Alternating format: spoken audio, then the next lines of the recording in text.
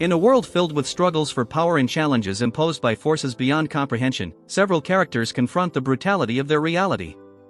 Kirihara, confident in his strength, unleashes a powerful attack called Draconic Buster and manages to reach level 18, immersed in his own sense of superiority. Meanwhile, Kashima, trapped by fear and confusion, cannot stop doubting her abilities. Ikusuba, who prefers to be called a Seiji, interrupts Kashima's uncertainty with a mix of warnings and orders. She reminds her of the fragility of their situation in a group where ego and rank differences, such as Class S and Class E, are creating dangerous factions. Ikusuba knows that only the strongest will survive in this hierarchical system, and with a blend of manipulation and false kindness, she convinces Kashima that she must join her group to ensure her survival. As factions begin to form, the atmosphere of distrust intensifies.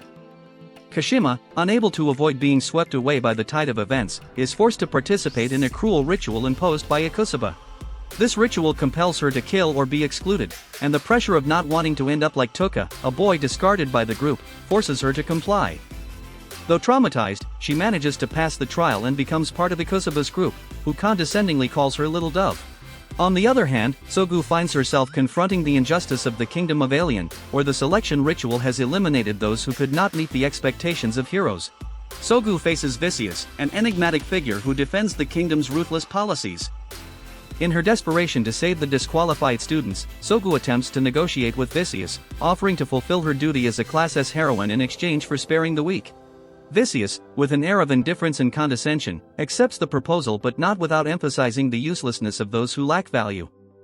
The conflict is not limited to humans, as in the grim dark forest, Ceres, a night princess, tries to escape from the fearsome sacred watchers. Despite her attempts to hide, she is tracked down by Megets, Ashura, Jayabane, and Zerash, a group of demonic warriors who seem to enjoy the hunt and suffering. With cruelty, Ashura declares that these are just the preliminary games, hinting that the real terror is yet to come.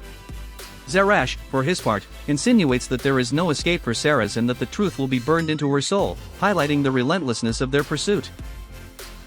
In the midst of a world filled with uncertainty and danger, Touka finds himself on the brink of a drastic change in his life. After opening his system menu, he gazes in disbelief at the stats he has been granted, extremely high magical power and abilities that allow him to inflict altered states like paralysis and poison. It is clear that he has considerable control over his power, but he has yet to fully decide how he will use it. Now much more aware of his strength, Touka faces some slimes, small creatures that seem insignificant but could pose a challenge for the unwary. With his ability to inflict paralysis and poison, Touka ensures he does not kill the monsters, testing his capacity to control the lethal and non-lethal effects of his attacks. As he observes the paralyzed slimes, he reflects on the sword and warrior he will need to confront the dangers ahead, as his personal quest for revenge becomes increasingly clear. In his search for a sword and a companion, Touka encounters Pigamaru, a slime that seems to share his loneliness and disdain for the power system surrounding them. As he progresses on his journey, Touka begins to accept Pigamaru as his ally, giving him a name and a purpose. Though he knows that his path is fraught with danger, both Touka and Pigamaru embark on a mission of vengeance, with the goddess responsible for their suffering in their sights.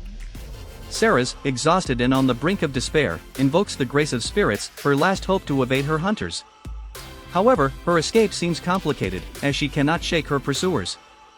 Meanwhile, Touka finds himself face to face with these fearsome enemies. Although it was not his intention to confront them so soon, he has no other choice. Megets, Zerash, and Jayabane underestimate him, viewing him as just a mangy kid, someone not worth their time. But Touka, determined and furious, is unwilling to give an inch. He has a plan, a power he has not yet fully revealed. He knows it won't be easy, but the promise of revenge and the desire for justice drive him forward, no matter how powerful the opponents awaiting him may be. The atmosphere is charged with evil and perversion as these men talk about abusing and torturing defenseless women. Desperate and with no other option, Touka pretends to plead for his life, even though he already has a plan in mind. By using his paralyze ability, he manages to immobilize Megets, confirming that his magic also works on humans. Quickly, Touka takes control of the situation, immobilizing and poisoning his attackers with poison. Though he could easily kill them, he realizes that his thirst for vengeance and hatred align with his need for justice. These men, as wicked as any monster he has faced, deserve what awaits them. Meanwhile, Ceres Ashrain, a woman with a special spiritual connection, feels the presence of the enemies, though strangely they no longer seem to move. At the same time, she perceives a disturbing sensation emanating from Touka. Intrigued, she decides to approach, but is stopped by his hostility. Touka, distrustful and cautious, paralyzes her as well, allowing her only to move her mouth so they can talk. The dialogue between them reveals that Ceres is not an enemy of Touka, and gradually a fragile trust begins to build. Touka confesses that he has killed the 4 men and that he travels alone, with a companion he prefers to keep hidden for the moment. Ceres, impressed by Touka's coldness and skill, offers him valuable information. The writing he carries could be deciphered by the Witch of Taboo, a dangerous figure knowledgeable of the Forbidden who resides in the land of golden-eyed monsters. Grateful for the information, Touka decides to free Ceres, but not before warning her that he does not yet fully trust her. Both, although they have had a tense encounter, part ways respectfully.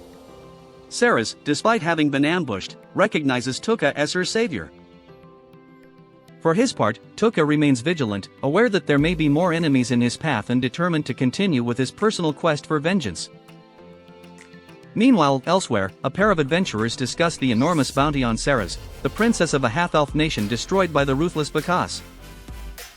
They know that whoever captures her will not only seek the money but will also try to take advantage of her, a cruel fate that Touka, deep down, may be determined to prevent.